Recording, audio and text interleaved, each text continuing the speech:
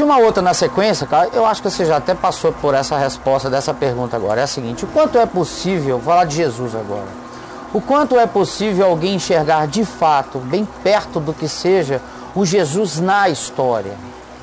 Jesus na história? É, Caio. Bom, tem 2 ou 3 dimensões em relação a esse aspecto. Número 1, Jesus só entra na gente por revelação.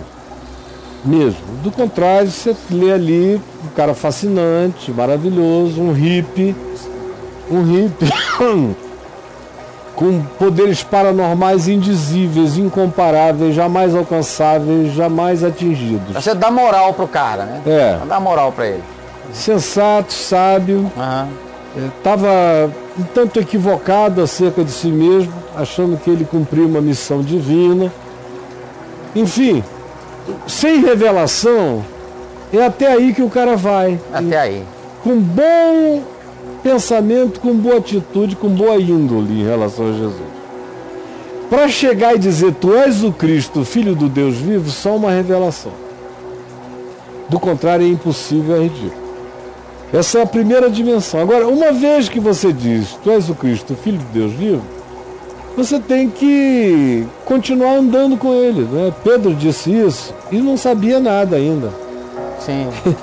Você leu esse trecho. Ele discerniu quem Jesus era, mas não tinha aprendido ainda como era viver com Jesus. O Evangelho ensina como é viver com Jesus. A revelação de Deus te diz quem Jesus é. Mas é o Evangelho que te ensina a andar com Ele.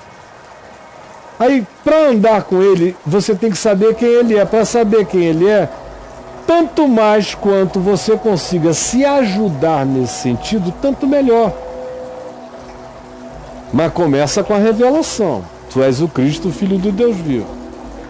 No meu caso, aí fica meio covardia, sinceramente, porque são centenas de viagens à geografia da Palestina que eu fiz desde 22 anos de idade, centenas. Conheço o país inteiro como eu não conheço nenhum lugar do Brasil tão bem. Nenhuma cidade, nem Niterói, onde eu morei. Eu conheço tão bem quanto eu conheço Israel. Eu conheço 5% ou 2% da história do Brasil, comparado com o que eu sei da história toda dos hebreus e dos semitas e de Israel até o dia de hoje. O transfundo imediato de Jesus, primeiro século, cultura do primeiro século, não só as viagens, como os amigos arqueólogos, historiadores judeus, não cristãos, não nada, não fanáticos, até ateus, dos quais eu fiquei amigo, foram os que mais me ajudaram a ver a realidade, como era, de que tamanho era, quais as expectativas das pessoas da época, os significados de tudo aquilo. E os livros, centenas de livros sobre contexto dos dias de Jesus, contextos. Então, eu, mais do que qualquer coisa, eu li Flávio Joséfos todo, desde que eu me converti, várias vezes. Quantas obras esse cara produziu, Caio? Hoje em dia está tudo num lugar só, né? Tem um livro só dele? Hoje em dia você entra na internet, você acha, procura só por Flávio Flávio Joséfos. Um volume, você tem tudo que o cara História dos Judeus, Antiguidades de Flávio Joséfos, enfim, é um volume enorme de coisa. Tá. Então, e fui lendo. Flávio Joséfos me foi utilíssimo para eu entender como eram os dias dele. Quem eram aqueles personagens.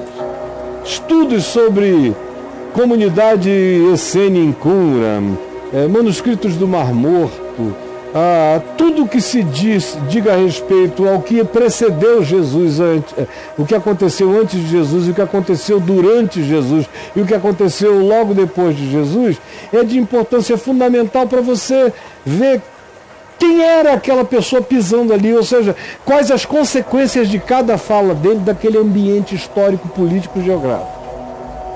Aí você ganha as dimensões do impacto. Aí o negócio vem. Aí começa, do contrário, eu fico falando grego aqui, porque o pessoal não sabe nem qual era o contexto. Aí eu explico o contexto, mas eles entendem. Todo mundo lê a Bíblia a partir de agora. Aí lê a Bíblia e fica querendo achar o computador, o celular, tudo como previsão lá dentro. Ficam lendo a Bíblia com os olhares de agora, do Trump, disso, daquilo. Aí é uma salada doida, é o que a gente tem, né? A falta de desequilíbrio interpretativo total. Sim. E aí? Até para refutar os apócrifos. Qualquer coisa, os apócrifos eu li todos e não li porque eu tinha que ler, eu li porque eu gostei de ler à medida em que eles foram sendo publicados.